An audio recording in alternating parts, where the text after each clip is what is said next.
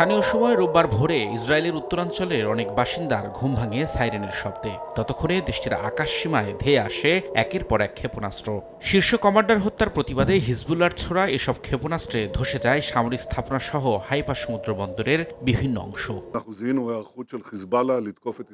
হিজবুল্লাহর হামলার পরপরই যুদ্ধকালীন মন্ত্রিসভার জরুরি বৈঠক ডাকেন প্রধানমন্ত্রী বিনিয়ামিন নেতানিয়াহু। প্রতিরক্ষা মন্ত্রী সহ সামরিক শীর্ষ কর্মকর্তাদের সঙ্গে অনুষ্ঠিত ওই বৈঠকে লেবাননে সর্বাত্মক হামলার ঘোষণা দেন ইসরায়েলি প্রধানমন্ত্রী। এর পরপরই লেবাননের বিভিন্ন জায়গায় শুরু হয় সামরিক অভিযান। হিজবুল্লাহর গোপন আস্তানা সন্দেহে চালানো হয় বিমান হামলা।